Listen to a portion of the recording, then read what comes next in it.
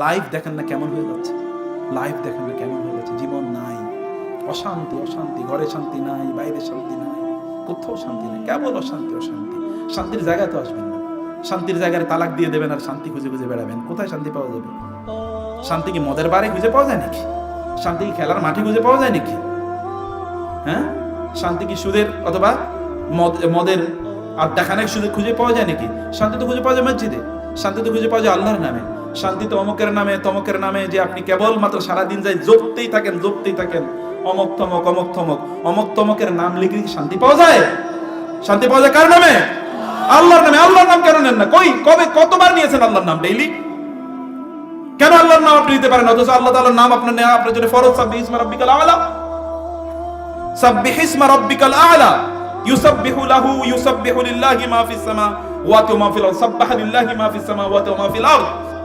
সবকিছু আল্লাহর তাসবিহ পড়ে। আর ওয়াইন মিন শাইইন ইল্লা ইউসাব্বিহু বিহামদি ওয়ালাকিন লা তাফকাহুনা তাসবিহাহুম। সবকিছু আল্লাহর নাম জপে, কেবল আপনি আল্লাহর নাম জপতে পারলেন না। তারপর আপনি শান্তি খোঁজেন। শান্তি কি অন্য জায়গায় বিক্রি হয় নাকি? এটা কি ওই যে চায়ের দোকানে বিক্রি হয়?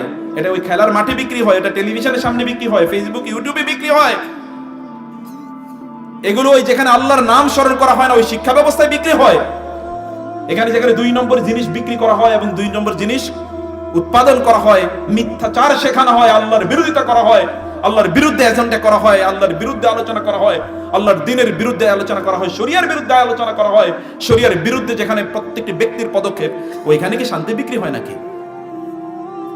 আপনার কত কিছু থাকতে পারে, কিন্তু তারপরও দেখবেন আপনার অস্থিরতা যায় না। স্থিরতা যার মাধ্যমে আসবে, শান্তি যার মাধ্যমে আসবে, সেটা তো আপনাকে আসতে হবে। এই জন্য আপনি যদি চান যে আপনি একটা ভালো মানুষ হন, তাহলে আল্লাহ তাআলা যে কথা বলেছেন, এই যে এটা নাসিয়াতিন কাযিবাতিন খাতিয়া, এই জায়গাটা মানুষকে অপরাধে উদ্বুদ্ধ করে।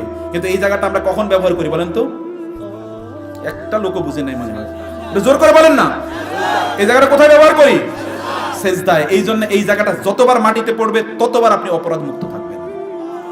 বুঝেন নাই? ইন্নাস সালাতা তানহা, এই যে এই জায়গা মানুষকে অপরাধে উদ্বুদ্ধ করে। আমি এটা যদি মেডিকেল সায়েন্স নিয়ে যদি আলোচনা করতাম, তাহলে বলতাম আপনাদেরকে যে মানুষের ব্রেইন সায়েন্স নামে একটা সায়েন্স আছে, মস্তিষ্ক বিদ্যা।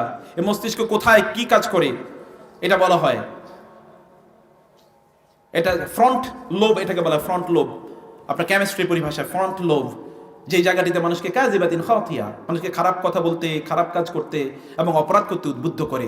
এই জায়গাটি যতবার আপনি সেজদায় লুটিয়ে দেবেন, ততবার আপনি ভালো মানুষে পরিণত হবেন। যত বেশি সেজদায় লুটিয়ে পড়বেন, তত ভালো মানুষ। আল্লাহর কসম, এই পৃথিবীতে সবচেয়ে ভালো মানুষ তারাই যারা বেশি বেশি সেজদা প্রদান করে।